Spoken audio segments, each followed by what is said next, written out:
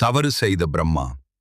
ஒருமுறை படைப்புக் கடவுளான பிரம்மா சிவபெருமானை தரிசிக்க கைலாயத்திற்கு வந்தார். அப்போது வாசலில் விளையாடிக் கொண்டிருந்த சிறுவன் முருகனை அவர் கவனிக்காமல் கடந்து சென்றார். சிறுவன் தானே என்று அலட்சியமாக இருந்த பிரம்மாவை முருகன் தடுத்து நிறுத்தினார். முருகனின் கேள்வி: படைப்புத் தொழில் செய்யும் உமக்கு எல்லாம் தெரியுமா?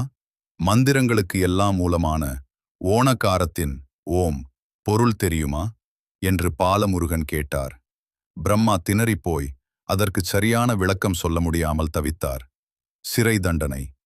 படைப்புக் கடவுளுக்கே ஓங்காரத்தின் பொருள் தெரியவில்லை என்றால் நீர் எப்படி படைப்புத் தொழிலை செய்ய முடியும் என்று கேட்டு பிரம்மாவை முருகன் சிறையில் அடைத்தார்.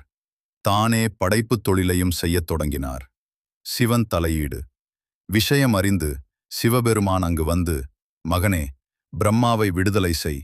உனக்கு அந்த ஓம் என்ற பிரணவ மந்திரத்தின் பொருள் தெரியுமா என்று கேட்டார். தகப்பனுக்கே பாடம் சொன்ன தாரக மந்திரம் தெரியுமே, ஆனால் சீடனாக கேட்டால் மட்டுமே உபதேசிப்பேன் என்றார் முருகன். உடனே சிவபெருமான் ஒரு சீடனைப் போல குனிந்து அமர, பாலமுருகன் அவர் காதில் இரகசியமாக ஓங்காரத்தின் முழு விளக்கத்தையும் கூறினார்.